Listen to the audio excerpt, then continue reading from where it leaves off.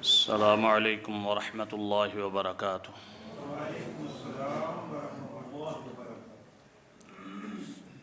ان الحمد للہ نحمده ونستعینه ونستغفره ونعوذ باللہ من شرور انفسنا ومن سیئات اعمالنا من يهده الله فلا مضل له ومن يضلل فلا هادي له وأشهد أن لا إله إلا الله وحده لا شريك له وأشهد أن محمدا عبده ورسوله صلى الله عليه وسلم۔ يا أيها الذين آمنوا اتقوا الله حق تقاته ولا تموتن إلا وأنتم مسلمون۔ يا أيها الناس اتقوا ربكم الذي خلقكم من نفس واحدة وخلق منها زوجها وبث منهما رجالا كثيرا ونساء واتقوا الله الذي تساءلون به والأرحام إن الله كان عليكم رقيبا۔ يا أيها الذين آمنوا اتقوا الله وقولوا قولا سديدا يصلح لكم أعمالكم ويغفر لكم ذنوبكم ومن يطع الله ورسوله فقد فاز فوزا عظيما۔ أما بعد فأعوذ بالله السميع العليم من الشيطان الرجيم من همزه ونفخه ونفسه۔ بسم الله الرحمن الرحيم۔ كنتم خير أمة أخرجت للناس تأمرون بالمعروف وتنهون عن المنكر وتؤمنون بالله ولو آمن أهل الكتاب لكان خيرا لهم منهم المؤمنون وأكثرهم الفاسقون۔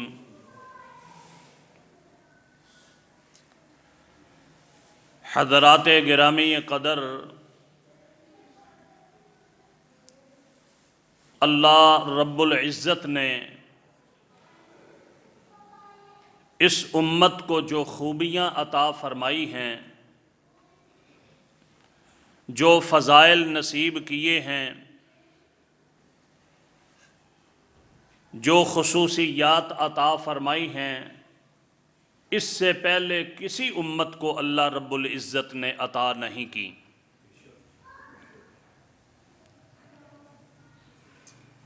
یہ وہ امت ہے جسے اللہ تبارک و تعالی نے ایک ایسا نبی اور رسول عطا فرمایا جو اس سے پہلے کسی امت کے لیے اللہ تبارک و تعالی نے مبعوث نہیں کیا۔ یہ ایک عظیم خوبی ہے۔ نبی کریم صلی اللہ علیہ وسلم کا ارشاد گرامی ہے، لوگو انا سید ولد آدم، میں آدم کی اولاد کا سردار ہوں۔ تمہیں معلوم ہے کیوں؟ وجہ اس کی کیا ہے؟ آپ صلی اللہ علیہ وسلم نے فرمایا اللہ تبارک و تعالی پہلے لوگوں کو بھی جمع فرمائیں گے، پچھلے لوگوں کو بھی جمع کریں گے، سب کے سب ایک ہموار زمین کے اوپر جمع ہو جائیں گے۔ یہ زمین بدل دی جائے گی، کسی قسم کی کوئی نیچے جگہ، کوئی ٹویا، کوئی ٹبا، کوئی اونچی جگہ قطعا نہیں ہوگی، بالکل ہموار حالت اور کیفیت یہ ہوگی کہ سارے کے سارے ایک صعید واحد کے اندر جمع ہوں گے، اور ینفذہم البصر، آدم علیہ السلام سے لے کر قیامت تک آنے والے جتنے لوگ ہیں وہ سارے کے سارے وہاں موجود ہوں گے۔ ایک نظر اتنی تیز ہو جائے گی کہ ایک آدمی آخری انسان تک پوری طرح دیکھ رہا ہوگا۔ اس وقت قوت سماعت اتنی تیز ہو چکی ہوگی کہ ہر شخص کی بات بالکل ایسے سنے گا جیسے بالکل قریب ہے۔ سنانے والا بات آسانی کے ساتھ سنا سکے گا۔ پریشانی کا عالم یہ ہوگا کہ ہر شخص اپنے ہی پسینے میں شرابور ہوگا۔ سورج اس دن اتنا قریب آ چکا ہوگا کہ ہر شخص کرب کے اندر مبتلا ہوگا۔ اس قدر مصیبت میں لوگ اس وقت ہوں گے، کوئی کسی کو اور چیز اس کے علاوہ سجائی نہیں دے گی۔ پریشانی کے عالم میں ادھر ادھر دیکھیں گے، آخر کار آپس میں مشاورت کریں گے، اما ترون ما فی نحن فی، تمہیں پتہ نہیں چلتا کس مصیبت کے اندر، کس کرب کے اندر اس وقت تم مبتلا ہو۔ کسی ایسی ہستی کو ڈھونڈو، تلاش کرو جو ہستی تمہارے رب تعالیٰ کے پاس تمہاری سفارش کرے کہ کہیں اللہ تبارک و تعالیٰ اس کرب اور مصیبت سے ہمیں نجات دیں، کہ سورج اتنا قریب آ چکا ہے، پاؤں زمین کے اوپر ٹکنے کے نام نہیں لے رہے، پسینہ کسی کا اس کے ٹخنوں تک ہے، کسی کے گھٹنوں تک ہے، کسی کے ککھوں تک ہے، کسی کے سینے تک ہے، اور کوئی گردن تک ڈوبا ہوا ہے پسینے کے اندر۔ نبی کریم صلی اللہ علیہ وسلم فرماتے ہیں لوگ مشاورت کرتے ہوئے سیدنا آدم علیہ السلام کی خدمت اقدس میں حاضر ہوں گے۔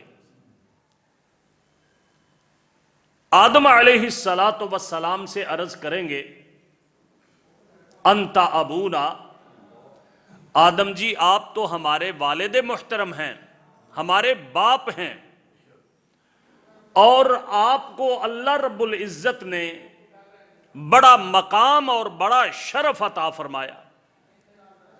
پہلا مقام اور پہلی فضیلت آپ کو اللہ تعالیٰ نے یہ دی کہ اللہ نے آپ کو اپنے دونوں ہاتھوں سے بنایا، آپ کو یہ شرف بخشا ہے کہ سارے فرشتوں سے آپ کو سجدہ کروایا، آپ کو اللہ نے یہ بھی انعام دیا کہ جنت کے اندر آپ کو رہائش عطا فرمائی۔ آپ نہیں دیکھتے کہ آپ کی اولاد کس کرب کے اندر مبتلا ہے، کتنی مصیبت کے اندر ہے اس وقت۔ اللہ تعالیٰ کے حضور ہماری سفارش فرمائیں کہ اللہ تعالیٰ حساب و کتاب شروع فرما دیں، اور جس پریشانی اور کرب کے اندر مبتلا ہیں ہم اس سے نجات پا جائیں۔ سیدنا آدم علیہ الصلاۃ والسلام فرمائیں گے ان ربی قد غضب اليوم لم یغضب مثلہ قبلہ ولن یغضب بعدہ. لوگو میرے بیٹو، میرا رب تعالیٰ آج اس قدر غضب کے اندر ہیں، اس قدر غصے کے اندر ہیں کہ آج سے پہلے کبھی اللہ تعالیٰ کو اتنا غصہ اور غضب نہیں آیا، اور آج کے بعد بھی کبھی اتنا غصہ اور غضب نہیں آئے.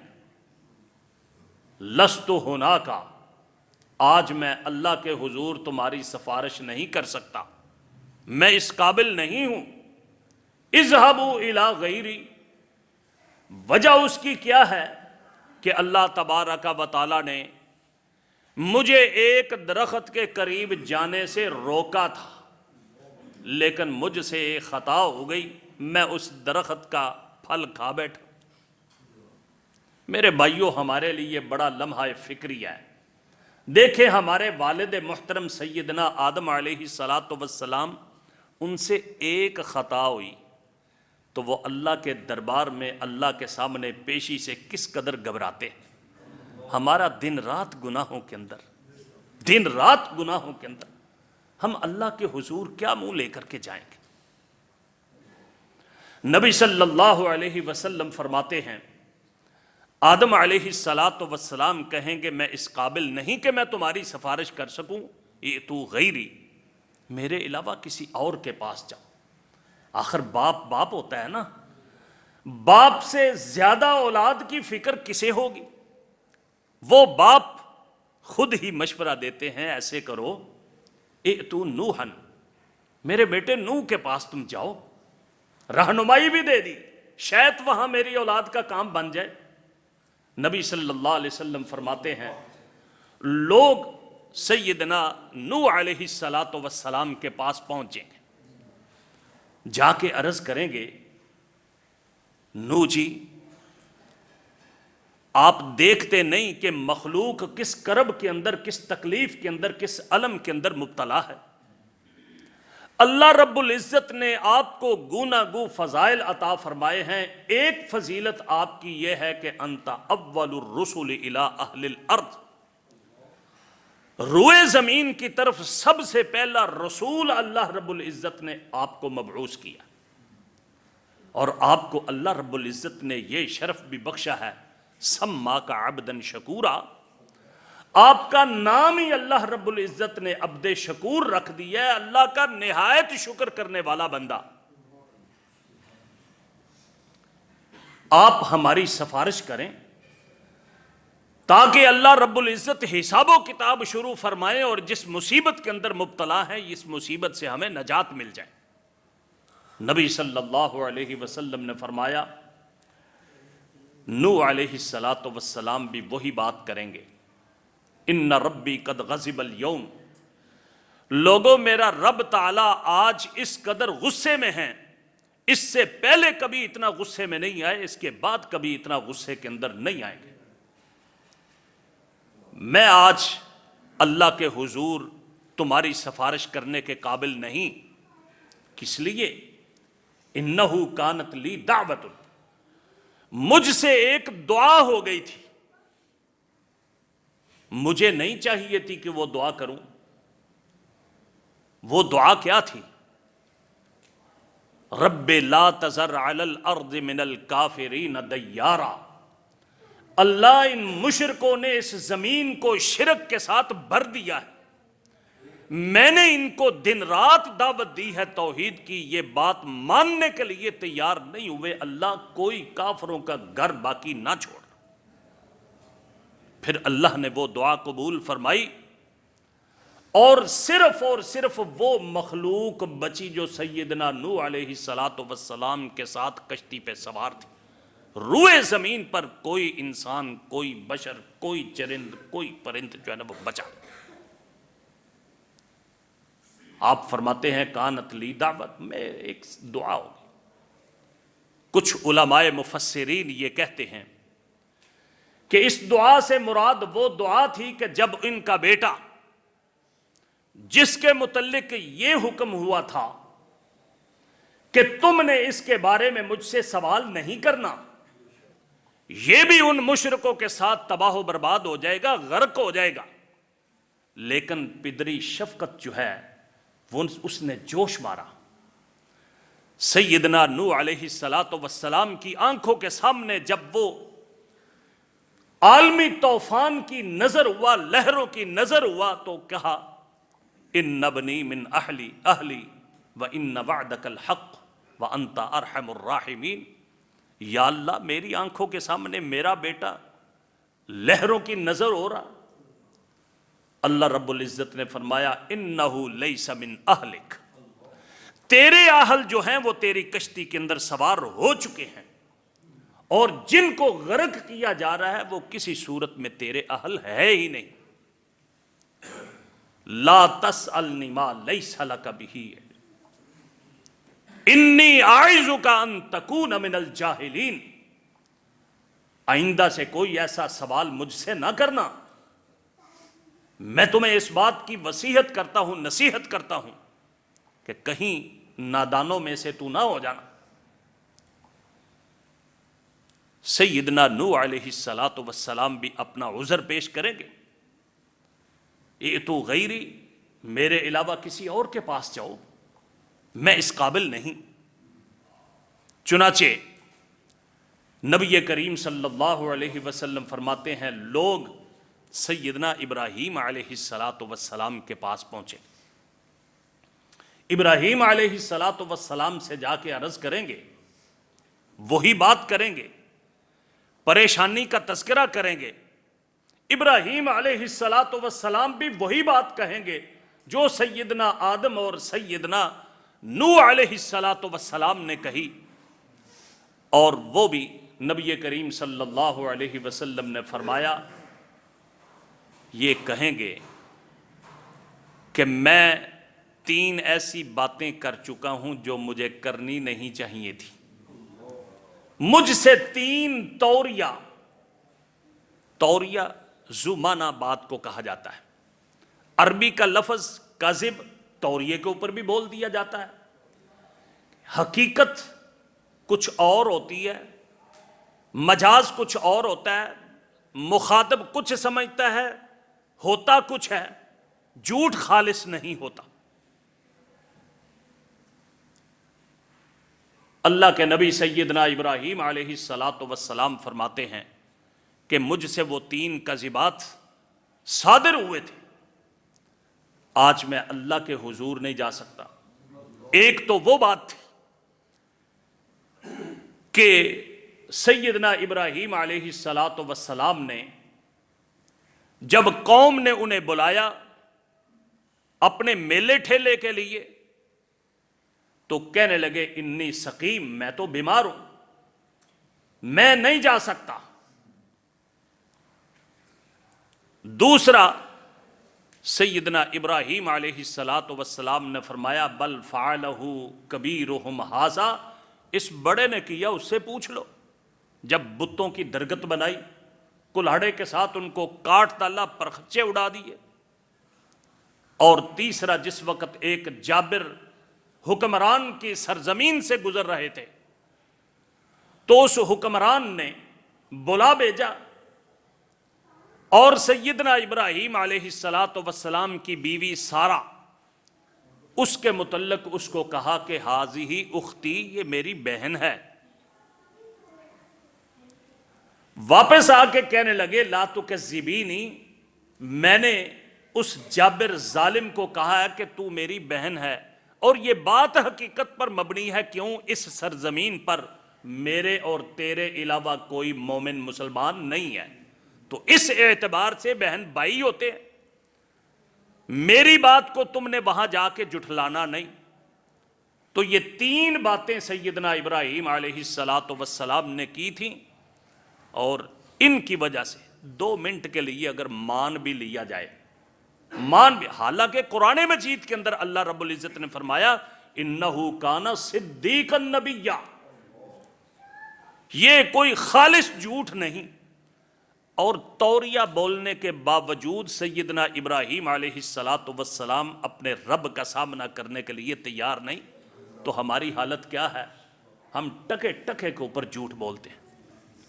سودا سلف دیتے وقت، خریدتے وقت، بیچتے وقت، وعدہ کرتے وقت، وعدہ دیتے وقت، باتیں کرتے وقت کون سا ہمارا وقت ہے کہ جس کے اندر ہم جھوٹ؟ بلکہ ہمارا تو نظریہ کی کریے جی، جھوٹ تو بغیر تے گزارا ہی نہیں. انا للہ و انا الیہ راجعون.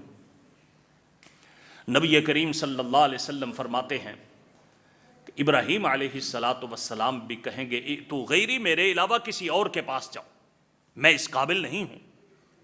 لوگ وہاں سے نکلیں گے تو سیدنا موسیٰ علیہ السلام کے پاس پہنچے، اور موسیٰ علیہ السلام سے بھی وہی بات کریں گے کہ حضرت دیکھیں کتنی پریشانی ہے، سفارش کیجئے. موسیٰ علیہ السلام بھی وہی بات کریں گے، آج میرا رب اتنے غضب کے اندر ہے، اتنے غصے کے اندر ہے، اس سے پہلے کبھی اس کو غصہ اتنا نہیں آیا، اس کے بعد بھی کبھی غصہ نہیں آئے گا. میں تمہاری سفارش کرنے کے قابل کس لیے نہیں؟ مجھ سے ایک بندہ قتل ہو گیا تھا ناحق، آج میں اللہ کے حضور اس قتل ناحق کی وجہ سے پیش ہونے کے قابل نہیں. آج ہماری حالت کیا ہے؟ ہم نے تو خون پانی کی طرح بہانا شروع کر دیا، احساس تک نہیں ہے. کیسے لوگ ہیں وہ، کیسے جگرے والے لوگ ہیں وہ، جو قتل کرنا اتنا آسان، اتنے قتل، پرواہ کوئی نہیں کسی قسم کی. سیدنا موسیٰ علیہ السلام فرماتے ہیں میں اس قابل نہیں، کسی اور کے پاس جاؤ. چنانچہ لوگ مشاورت کر کے سیدنا عیسیٰ علیہ السلام کے پاس پہنچے گے. عیسیٰ علیہ السلام کے پاس جب پہنچے گے تو عیسیٰ علیہ السلام بھی وہی بات کریں گے جو پہلے انبیاء نے کی تھی.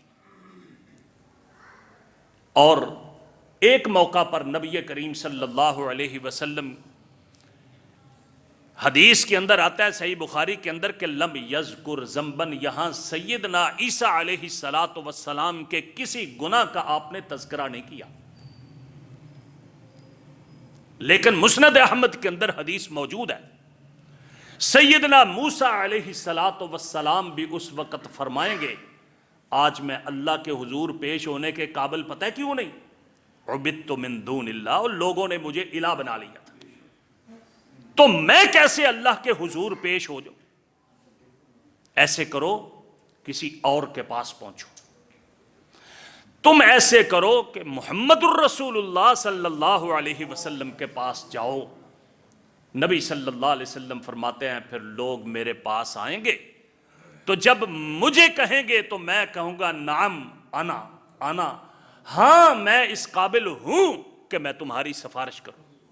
نبی صلی اللہ علیہ وسلم فرماتے ہیں میں پھر اللہ کے عرش کے نیچے سجدہ ریز ہو جاؤں گا، اللہ کے حضور سجدے میں پڑوں گا، پھر اللہ کی وہ حمدیں اور وہ ثنائیں بیان کروں گا. آج مجھے وہ معلوم نہیں، اس وقت اللہ رب العزت مجھے وہ القاء کریں گے، مجھے وہ بتائیں گے. جتنا اللہ کو منظور ہوگا میں سجدے میں سر رکھے پڑا رہوں گا، اللہ کی تعریفیں کرتا رہوں گا.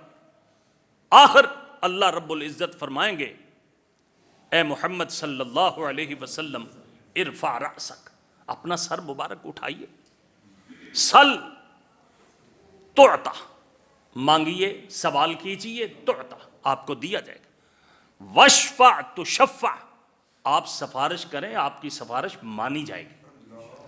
عرض کرنے کا میرا مقصد یہ تھا کہ اس امت کو اللہ رب العزت نے وہ رسول اور نبی بخشا ہے جو کسی پہلی امت کو نصیب نہیں ہوا. کیا اس سے بڑی کوئی خوبی ہو سکتی ہے کسی؟ اس سے بڑی کو خیر ہو سکتی ہے؟ کتنی خیر والی یہ امت، کتنی خیر والی امت ہے. وہ نبی عطا کیا کہ جو کسی دوسری قوم کو، کسی دوسرے علاقے کو یہ میسر نہیں آیا.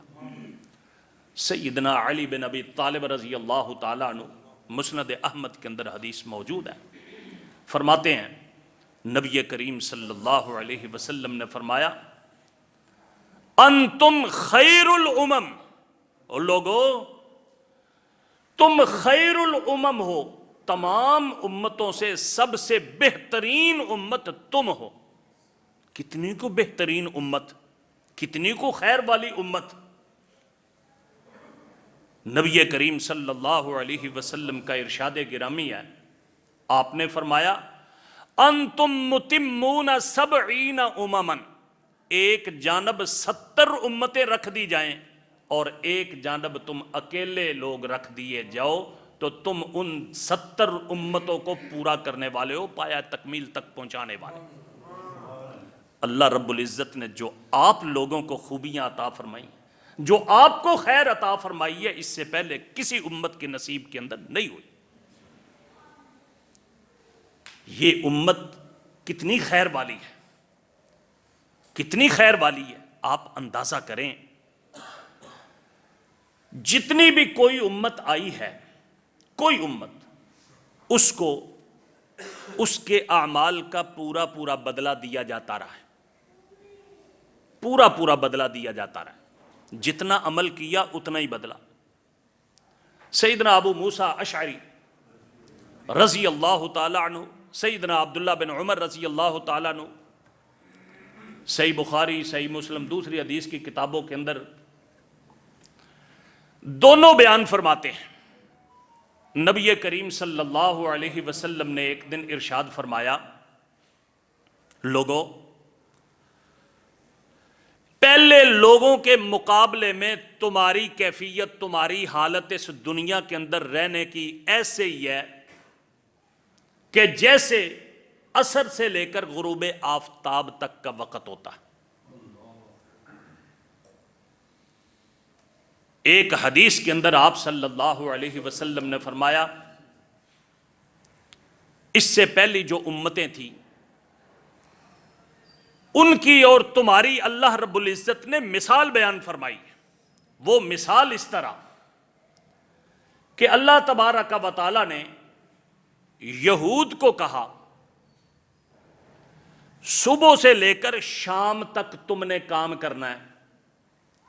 ایک روایت کے اندر آتا ہے، ان کو کہا گیا صبح سے لے کر دوپہر کے وقت تک تم نے کام کرنا ہے، تمہیں ایک قیراط، مثال کے طور پر 1 روپیہ تمہیں ملے گا۔ صبح سے لے کر شام تک یا صبح سے لے کر ظہر تک تم نے کام کرنا ہے اور تمہیں 1 روپیہ مزدوری ملے گی۔ یہودی شروع ہو گئے، جب ظہر کے قریب کا وقت ہوا نا تو ہاتھ کھڑے کر دیے، کہنے لگے ہم سے کام نہیں ہوتا۔ وہ جس نے ان کو مزدوری کے اوپر رکھا تھا، وہ مالک جو کام کروانے والا تھا، وہ کہنے لگا ایسے نہ کرو، تمہارا نقصان ہو جائے گا، یہ تمہاری محنت کارت جائے گی، یہ تھوڑا سا وقت باقی رہ گیا وہ پورا کر لو، تمہیں پوری مزدوری ملے گی۔ یہ کہنے لگے لا حاجت لنا، ہمیں کوئی ضرورت نہیں ہے، ما عملنا باطل، جو ہم کر چکے ہیں وہ بھی۔ کئی مزدور ایسے ہوتے ہیں نا، ان کو لے کر کے جایا جائے نا تو وہاں پہنچتے ہیں، ان کے ساتھ ٹھیکہ کر لیا جائے یا ویسے، تو وہ 1 گھنٹہ، آدھا گھنٹہ، پونا گھنٹہ کام کر کے وہ سمجھتے ہیں یہ تو بڑا چوکھا کام میں، پھاں مار کے ٹر گئے۔ یہ کئی مزدوروں کی یہ عادت ہوتی ہے۔ نبی صلی اللہ علیہ وسلم نے فرمایا ان کو بھی کہا گیا کہ یہ کام نہ کرو، آدھا نہ چھوڑو، تھوڑا سا وقت باقی رہ گیا، کام پورا کر لو، مزدوری پوری تمہیں ملے گی۔ انہوں نے کہا جی نہ۔ نبی کریم صلی اللہ علیہ وسلم نے فرمایا پھر اس کے بعد نصارہ آئے، عیسائی آئے، ان کو یہ کہا گیا کہ ایسے کرو، تم جو ہے نا وہ غروب آفتاب تک کام کر لو، زور سے لے کر تمہیں بھی 1 روپیہ ملے گا۔ اب انہوں نے کام شروع کیا، ابھی عصر کا وقت نہیں ہوا تھا کہ انہوں نے بھی ہاتھ کھڑے کر دیے۔ نبی صلی اللہ علیہ وسلم فرماتے ہیں وہ جو مزدور رکھنے والا تھا، آقا ان کا مالک جس نے کام کروانا تو اس نے کہا نہ کرو ایسے، اپنا عمل برباد نہ کرو، ضائع نہ کرو، پوری کر لو مزدوری، تھوڑا سا وقت رہ گیا ہے۔ کہنے لگے لا حاجت لنا، ہمیں کوئی غرض نہیں ہے۔ اس نے کہا تمہاری کیتی کتری کھوہ میں چلی جائے گی۔ کہنے لگے ما عملنا باطل، جو ہے رائے گا ہم کچھ نہیں لیتے۔ نبی کریم صلی اللہ علیہ وسلم نے فرمایا اب لوگوں میری امت تمہاری باری آ گئی. اللہ رب العزت نے تمہیں حکم دیا عصر سے لے کر غروب آفتاب تک تم کام کرو, تم ان دونوں کی 2 روپے مزدوری تمہیں دوں گا میں. وقت تھوڑا اجر چوکھا. اللہ اکبر. نبی صلی اللہ علیہ وسلم نے فرمایا اللہ تعالیٰ کل حضور اللہ کے حضور وہ پیش ہوئے تو ان کو کہا گیا, اب انہوں نے شکوہ کرنا شروع کر دیا, دیکھیں جی کام ہم نے زیادہ کیا, محنت ہم نے زیادہ کی, مزدوری دینے کی بات آئی تو مزدوری اس امت کو زیادہ دے دی, کیوں؟ نبی کریم صلی اللہ علیہ وسلم نے ایک حدیث کے اندر یہ ہے کہ اللہ تعالیٰ فرمائیں گے حل ظلمتکم من شیء, جو میں نے تمہارے ساتھ طے کیا تھا کوئی اس میں سے میں نے کوئی کمی کی ہے؟ 1 روپیہ تم سے طے کیا تھا, جتنی مزدوری کروانی تھی میں نے کروا لی تم سے. دوسری روایت کے اندر ہے کہ تم نے خود چھوڑا, مزدوری پوری نہیں کی. کہنے لگے جی بالکل ہم نے تو کچھ نہیں. تو فرمایا ذالک فضلی اوتیہ من اشاء, یہ تو میری مرضی ہے, میرا فضل ہے کہ اگر میں اپنا فضل اس امت پہ کرنا چاہتا ہوں تو تم کیسے رکاوٹ ڈال سکتے ہو؟ میرے بھائیوں اس کے اندر بھی ہمارے لیے ایک بہت بڑا سبق ہے. وہ سبق یہ ہے کہ دیکھیں موت تک نیک اعمال کرتے رہو گے تو فائدہ ہے. یہ جو غروب آفتاب ہے یہ ایک استعارہ ہے, ایک علامت ہے کہ غروب آفتاب تک ہم نے اللہ کی عبادت کرنی ہے, نیک اعمال کرنے ہیں. اگر کچھ دیر کر کے چھوڑ دیے, پرانی ڈگر پہ آ گیا تو اس کو کوئی اجر کسی قسم کا نہیں ہوگا, سارے کا سارا برباد ہو جائے گا. جیسے کہ یہود و نصارہ کا برباد ہوا, تب ہی یہ کام ہوگا کہ جب تم موت تک اس کے اوپر لگے رہو. وَاعْبُدْ رَبَّكَ حَتَّى يَأْتِيَكَ الْيَقِينُ. میرے بھائیو یہ امت کوئی معمولی امت نہیں ہے. اللہ رب العزت نے جو اسے خیر عطا فرمائی ہے, جو اسے خوبی عطا فرمائی ہے, کسی امت کی نصیب میں نہیں ہے. نبی کریم صلی اللہ علیہ وسلم کے صحابی سیدنا ابو ہریرہ رضی اللہ تعالیٰ عنہ فرماتے ہیں نحن الاولون الآخرون, لوگوں ہم دنیا کے اندر آنے کے اعتبار سے سب سے آخر میں ہیں, لیکن کل قیامت والے دن سب سے آگے ہوں گے. کیسے؟ سب سے پہلے حساب و کتاب ہم سے لیا جائے گا اور ہم فارغ ہو جائیں گے.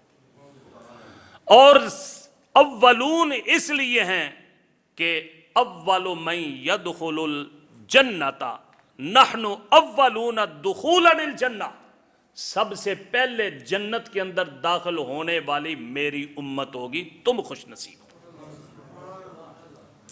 اس امت جیسا کوئی خوش نصیب انسان نہیں ہے, کوئی خیر والا نہیں. کتنے خیر والے. نبی کریم صلی اللہ علیہ وسلم نے فرمایا سیدنا آدم علیہ السلام کو اللہ رب العزت حکم دیں گے, صحیح بخاری میں حدیث موجود ہے, حکم دیں گے اخرج بعث النار, اے آدم اپنی اولاد سے جو جہنم کے لیے جانے ہیں نا, جہنم میں رہنے کے لیے, اس کو علیحدہ کر دو, نکال دو. سیدنا آدم علیہ السلام پوچھیں گے وما بعث النار, اللہ کتنی اپنی جو ہے نا وہ اپنی اولاد میں جہنم کی طرف بھیجوں؟ فرمایا من کل 1999, ہر 1000 میں سے 999 جہنم کی طرف اور 1 جنت کے لیے. صحابہ اکرام نے جب یہ بات سنی نا تو چیخے مار کے رونے لگے. یعنی آدم علیہ السلام کی اولاد میں سے 999 یعنی 1000, 1000 میں سے 999 جہنم کے اندر جائیں گے, صرف 1 جنت کے اندر جائے گا. اب ان صحابہ کی حالت کیا تھی جن کو اس بات کی فکر تھی؟ ہمیں تو فکر ہی نہیں نا, ادھر سے سنا ادھر سے نکال دیا. وہ رونے لگے اینا منا واحد, وہ کون سا خوش نصیب ایک ہوگا. جب حالت غیر ہوئی صحابہ کی, دیکھی کیفیت, تو نبی کریم صلی اللہ علیہ وسلم نے فرمایا ابشرو، خوش ہو جاؤ، پریشان نہ ہو، 999 جو ہیں وہ آدم کی اولاد یاجوج اور ماجوج میں سے ہوں گے۔ پھر نبی کریم صلی اللہ علیہ وسلم نے مزید تسلی دی۔ آپ صلی اللہ علیہ وسلم نے فرمایا میرے ساتھیوں، کیا تم اس بات کے اوپر خوش نہیں ہو ان تکونوا ربع اہل الجنہ، ساری جنت کے اندر جتنے لوگ جائیں گے ان میں سے چوتھا حصہ تم ہو۔ صحابہ اکرام خوش ہوئے، کہنے لگے اللہ اکبر، اللہ بہت بڑا ہے، خوش ہو گئے۔ نبی کریم صلی اللہ علیہ وسلم نے فرمایا کیا تم اس بات کے اوپر خوش نہیں ان تکونوا ثلث اہل الجنہ، اور تم 1/3 جنت والے ہو جاؤ، اس بات پر خوش ہو؟ صحابہ کہتے ہیں اللہ اکبر، پھر خوش ہو کے اللہ کی کبریائی کا پکارا۔ نبی کریم صلی اللہ علیہ وسلم فرماتے ہیں خوش ہو جاؤ اور خوش ہو جاؤ، ان تکونوا نصف اہل الجنہ، ساری کی ساری امتیں مل کر کے ایک جانب، آدھے تم اور آدھے وہ ہو جاؤ۔ سنن ابن ماجہ کے اندر روایت موجود ہے بسند صحیح، نبی کریم صلی اللہ علیہ وسلم نے فرمایا جتنے اہل ایمان جنت کے اندر جائیں گے، جتنے اہل ایمان صفوں کے اندر جب ان کو کھڑا کیا جائے گا تو وہ 120 صفیں ان کی ہوں گی۔ کتنی؟ کل جنت میں جانے والے 120 صفیں ان کی ہوں گی۔ اور تم کتنے خوش نصیب ہو، نبی کریم صلی اللہ علیہ وسلم نے فرمایا اس امت کی 80 صفیں ہوں گی۔ کسی کو یہ خوبی حاصل نہیں ہے، یعنی 3 حصے اگر کیے جائیں تو 2 حصے اس امت کے جنت کے اندر جائیں گے، باقی ساری امتیں مل ملا کر کے 1 حصہ۔ میرے بھائیوں، اس جیسی اللہ رب العزت نے کوئی امت پیدا نہیں کی، کوئی امت پیدا۔ یہ امت کتنی خیر والی امت ہے، کتنی شاندار امت ہے، کتنی افضل، کتنی ارفع، کتنی اعلیٰ امت ہے۔ نبی کریم صلی اللہ علیہ وسلم فرماتے ہیں، صحیح بخاری کے اندر حدیث موجود ہے، مسلم دوسری حدیثی کتابوں کے اندر بھی، آپ صلی اللہ علیہ وسلم نے فرمایا، عبداللہ بن عباس راوی ہیں، فرماتے ہیں نبی صلی اللہ علیہ وسلم نے فرمایا عرضت علی الامم، میرے سامنے سابقہ امتیں پیش کی گئیں اپنے انبیاء سمیت، انبیاء پیش کیے گئے اپنی امتوں سمیت۔ کیفیت یہ تھی کہ ایک نبی میرے سامنے آیا، اس کے ساتھ اس کا ایک ہی امتی تھا۔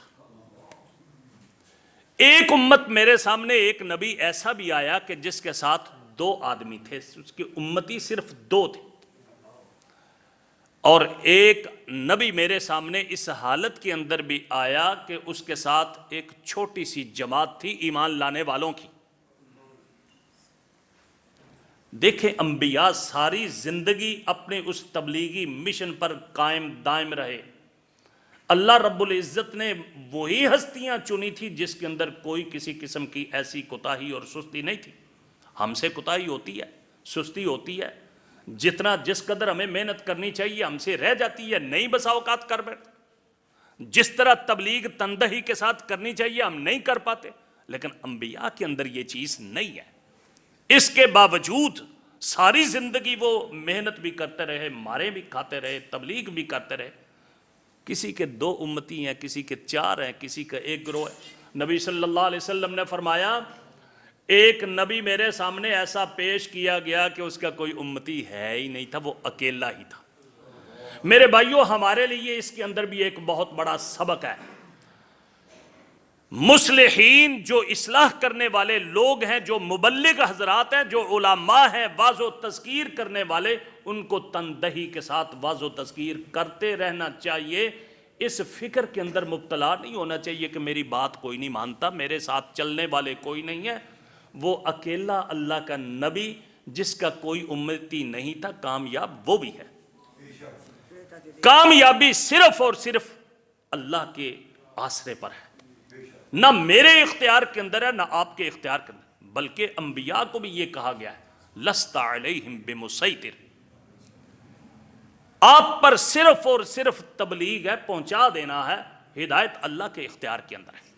نبی صلی اللہ علیہ وسلم فرماتے ہیں اتنی دیر میں ایک نبی میرے سامنے پیش کیا گیا کہ اس کے ساتھ ایک جمع غفیر تھا، بہت ہی بڑا انسانوں کا گروہ تھا۔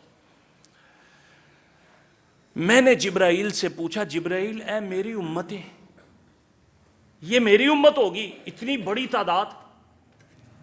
فرمایا حضرت نہیں، یہ آپ کی امت نہیں، یہ تو سیدنا موسیٰ علیہ السلام کی امت ہے۔ وَلَٰكِنْ انظُرْ إِلَى الْأُفُقِ، آپ ایسے کریں اس کنارے کی طرف دیکھیں۔ میں نے اس کنارے کی طرف دیکھا تو کیا دیکھتا ہوں، وہ کنارہ انسانوں کے سمندر سے ٹھاٹھے مار رہا۔ مجھے کہا گیا ادھر دیکھو، الہ ہا ہنا، ادھر دیکھو، میں نے ادھر دیکھا تو ادھر بھی انسانوں کا انبوہ کثیر تھا۔ مجھے کہا گیا ادھر دیکھو، میں نے ادھر دیکھا تو ادھر بھی یہی انسان ہی انسان نظر آ رہے۔ مجھے جبرائیل کہنے لگے ہذہ امتک، یہ آپ کی امت ہے، اس امت جتنی کوئی کثیر امت نہیں۔ نبی کریم صلی اللہ علیہ وسلم نے خیر والی بات کیا تھی؟ نبی صلی اللہ علیہ وسلم نے فرمایا مجھے جبرائیل کہنے لگے یہ جو آپ کی امت آپ کو نظر آ رہی ہے، اس کے اندر 70,000 ایسے نفوس مقدسہ ہیں کہ جو جنت کے اندر داخل کیے جائیں گے، کوئی ان کا حساب نہیں ہوگا، کوئی ان کا عذاب نہیں ہوگا، کوئی ان سے پوچھا نہیں جائے۔ میرے بھائیوں، کسی امت کو اللہ رب العزت نے یہ شرف نہیں بخشا جو اس امت کو اللہ تبارک و تعالیٰ نے شرف بخشا۔ 70,000 افراد، یہ صحیح بخاری صحیح مسلم کے اندر حدیث ہے۔ ایک حدیث کے اندر ہے کہ ہر 1000 کے ساتھ 70,000 ہوں گے۔ 7 کروڑ افراد اللہ کی توفیق سے اس امت کے بغیر حساب و کتاب کے جنت کے اندر، یہ بھی تھوڑے۔ مسند احمد کے اندر ایک حدیث ہے ہر فرد کے ساتھ، ہر ایک شخص کے ساتھ 70,000 اللہ کے فضل و رحمت سے جنت کے اندر جائیں گے۔ اللہ 4 ارب 90 کروڑ افراد، 4 ارب 90 کروڑ افراد ایسے نفوس مقدسہ اس امت مطہرہ کے بغیر حساب و کتاب کے جنت کے اندر چلے جائیں گے۔ میرے بھائیوں، اس جیسی کوئی امت نہیں، اس خیر والی امت جیسی کوئی امت نہیں۔ قرآن و سنت کے اندر اس کے لیے لفظ خیر استعمال کیا گیا ہے۔ آئیے، نبی کریم صلی اللہ علیہ وسلم کی امت جو ہے وہ 2 قسم کی ہے۔ آپ صلی اللہ علیہ وسلم قیامت تک کے لیے تمام جنوں انس کے لیے رسول ہیں، نبی ہیں۔ اب یہ انسان یا جن، یہ 2 قسم کے ہیں۔ ایک تو وہ لوگ ہیں کہ جنہوں نے نبی کریم صلی اللہ علیہ وسلم کی دعوت کو قبول نہیں کیا، وہ امت دعوت تو موجود ہے، دعوت تو ان کو دینی ہے، نبی کریم صلی اللہ علیہ وسلم ان کے بھی نبی ہیں، مانے یا نہ مانے۔ کیوں؟ سیدنا نوح علیہ السلام ان کی قوم کو تباہ کیا گیا تو وہ ان کی امت تھی نا، ان کی قوم تھی، تو اس لیے کوئی شخص مانے یا نہ مانے امتی تو ہوتا ہے نا، لیکن یہ امتی کون سے؟ امت دعوت، اس کو دعوت دے دی جاتی۔ اور دوسری قسم ہے امت اجابت کی، یعنی جو لوگ کلمہ پڑھ کے ایمان اسلام کو قبول کر لیتے ہیں، یہ امت اجابت ہے۔ اب یہ امت اجابت جو ہے، یہ امت، اس میں سے خیر والے لوگ کیسے بن سکتے ہیں؟ ان کے اندر خیر کیسے آ سکتی ہے؟ یہ خیر والے لوگوں میں شامل کیسے ہو سکتے ہیں؟ اللہ تبارک و تعالیٰ نے قرآن مجید کے اندر 4 چیزیں ذکر فرمائیں. شروع کے اندر جو آیت پڑھی تھی کنتم خیر امت اخرجت للناس، لوگو تم ایک بہترین امت ہو، خیر والی امت ہو. کیسے؟ وہ اگلی بات ہے. پہلی چیز، خیر والی امت کب بن سکتے ہو؟ میں اور آپ خیر والی امت کے اندر کب شامل ہو سکتے ہیں؟ پہلی چیز اخرجت للناس، اس لیے تم خیر والی امت ہو کہ تمہیں لوگوں کے لیے ہی بنایا گیا ہے. تمہیں لوگوں کی اصلاح کے لیے، لوگوں کی خیر کے لیے، لوگوں کی رہنمائی کے لیے، لوگوں کا دکھ درد بانٹنے کے لیے، لوگوں کے لیے سہولت مہیا کرنے کے لیے، لوگوں کی مشکل کو آسان کرنے کے لیے، لوگوں کے فائدے کے لیے. میرے بھائیوں، اگر میں صرف اپنے ہی پیٹ کو توجہ رکھوں، اپنی ہی غرض سامنے رکھوں، اپنا ہی مطمع نظر رکھوں، تو پھر یہ خیر والی بات تو کوئی نہ ہوئی. خود غرضی والی بات تو ہے، خیر والی بات کوئی نہیں. لیکن آج ہم دیکھتے ہیں خود غرضی کی انتہا ہو چکی. میرا بھائی مجھ سے کسی کام کے متعلق وہ سمجھتا ہے کہ اس کا کام بڑا اچھا ہے تو وہ اس سے مشورہ طلب کرتا ہے، تو یہ اتنی کنجوسی کرتا ہے کہ وہ اپنے اس کو متنفر کرنے کی کوشش کرتا ہے. وہ یہ نہ کام کری، یہ نہیں ہو چنگا. دل کے اندر کیا ہے کہ وہ میرے والا کام نہ کر لے. بھائی رزق اللہ نے دینا ہے. یہ ہم خیر کون سی سوچتے ہیں، کیسے سوچتے ہیں؟ کنتم خیر امت اخرجت للناس، تیرا اپنا پیٹ تیرے سامنے نہیں ہونا چاہیے، تیرے بھائی کی بھوک تیرے سامنے ہونی چاہیے، تیرے بھائی کا لباس تیرے سامنے ہونا چاہیے، تیرے بھائی کی اصلاح تیرے سامنے ہونے چاہیے، تیرے بھائی کے متعلق تجھے فکر ہونی چاہیے کہ اللہ نے مجھے محفوظ کر دیا ہے، میرا بھائی کہیں جہنم کی آگ کے اندر نہ جائے، اس کی فکر تمہیں ہونی چاہیے. اس لیے یہ مقولہ ہے خیر الناس نفاع للناس، بہترین وہ شخص ہے جو زیادہ سے زیادہ لوگوں کو فائدہ پہنچانے والا ہو، زیادہ سے زیادہ لوگوں کے اوپر خیر کا معاملہ کرنے والا ہو. میرے بھائیو، اگر یہ ہمارے اندر صفت موجود ہے کہ ہمیں لوگوں کا درد ہے، لوگوں کی فکر ہے، تو پھر تو خوش نصیبی ہے. لیکن اگر یہ بات نہیں، یہ خود انسان کا ضمیر اسے بتائے گا کہ اس کے اندر کتنی یہ چیز موجود ہے. کیا اپنی ہی غرض کے اندر لگا رہتا ہے، جو مرضی ہوتا رہے، جتنا مرضی ہمسایہ بھوکا ہے تو بھوکا رہے، ہمسایہ پریشان ہے تو پریشان رہے، ساتھی بیمار ہے تو بیمار رہے، یہ پوچھنے کے لیے بھی اس کو گوارا نہیں ہے اس کو. تو یہ خود انسان دیکھ سکتا ہے. پہلی چیز. اور دوسری چیز تأمرون بالمعروف.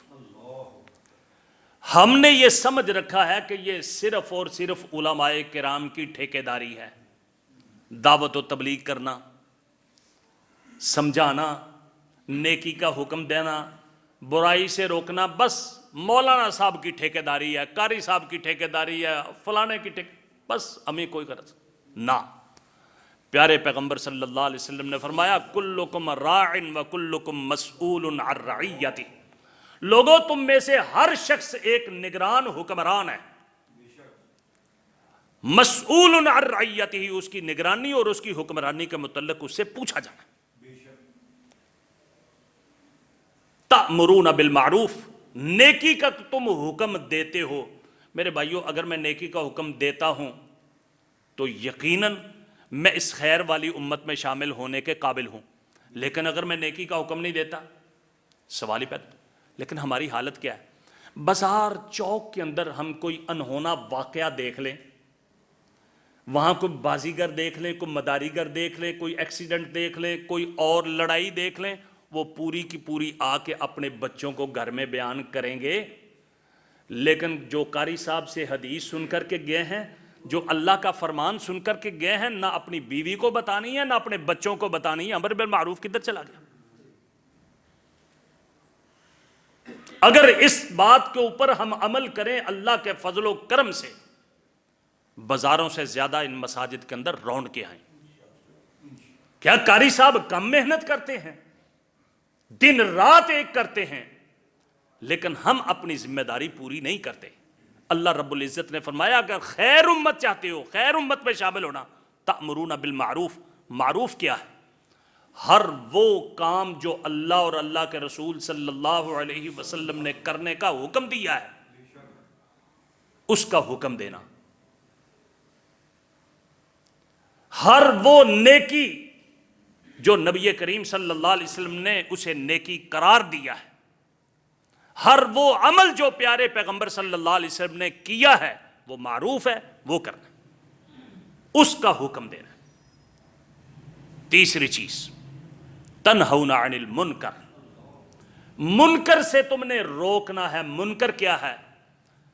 ہر وہ عمل، ہر وہ کام، ہر وہ قول جس کے اندر شریعت نے منع کر دیا ہے، شریعت کے اندر وہ روک دیا گیا ہے کہ تم نے اس کے قریب نہیں جانا. وہ حرام کی شکل کے اندر آ جائے، وہ مکروہ کی شکل کے اندر آ جائے، جس طرح کے مفتیان کرام نے بنا رکھا. منکر وہ چیز ہے کہ جو اللہ اور اللہ کے رسول صلی اللہ علیہ وسلم نے جس سے منع کر دیا ہے، روک دیا ہے. اس کے اندر ہر قول، ہر فعل جو انسان کرتے وقت اس کو احساس آ جائے کہ پتہ نہیں یہ میں کرنے لگا ہوں ٹھیک ہوگا کہ نہیں ہوگا، یہ بھی اسی چیز کے اندر آتا.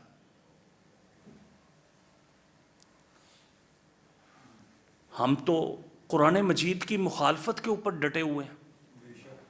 اللہ تعالیٰ ہمیں کہتے ہیں 5 وقت باجماعت نماز پڑھو، ہم وہ بھی کرنے کے لیے نہیں. ایک رمضان کے روزے فرض کیے ہیں اللہ رب العزت نے. ہمارے کتنے فیصد لوگ ہیں جو روزے رکھتے ہیں؟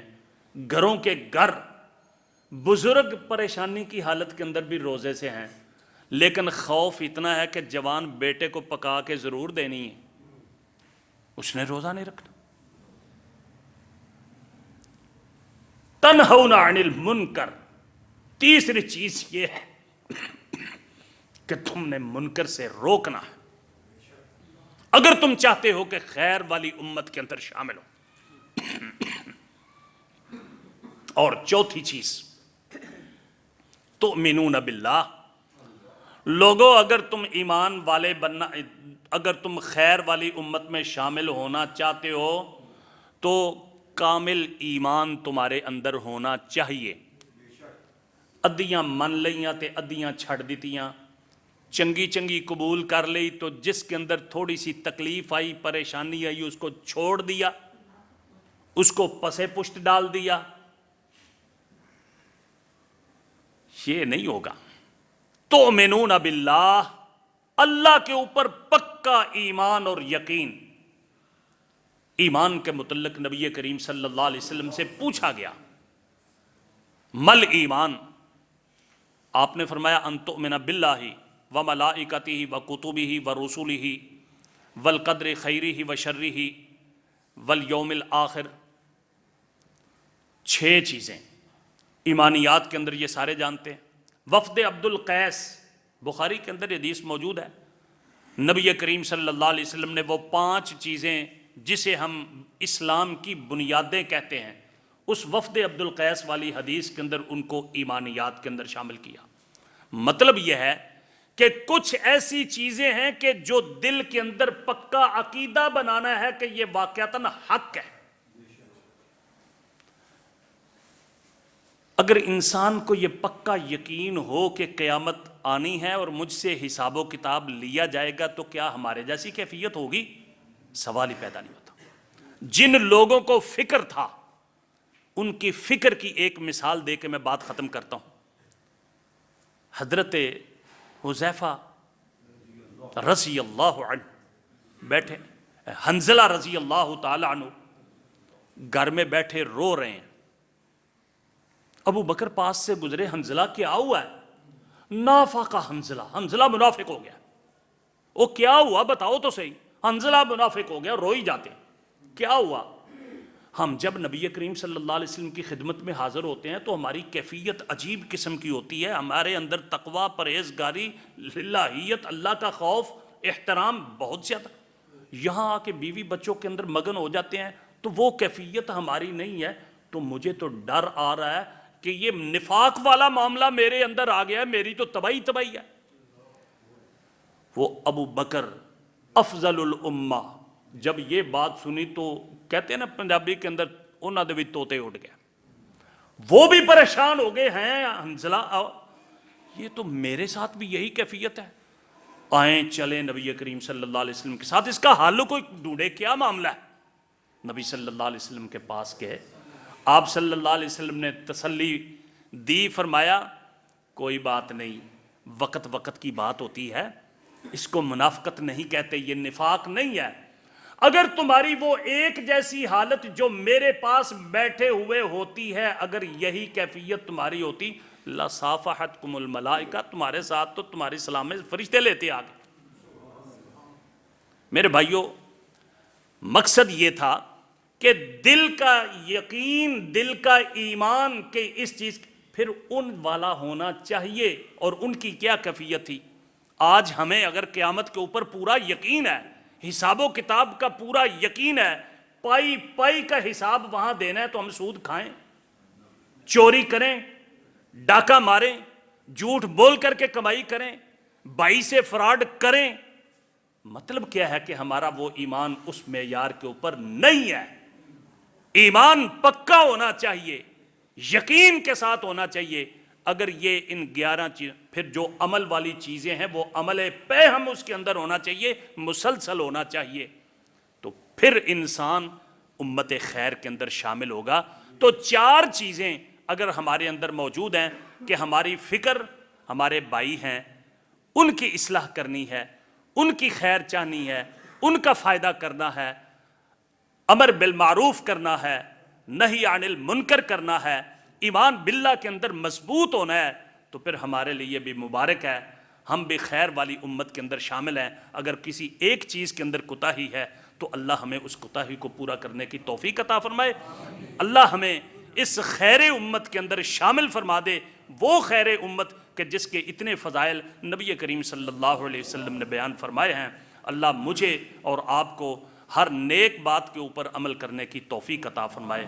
وما علیہ الا البلاغ. سبحانک.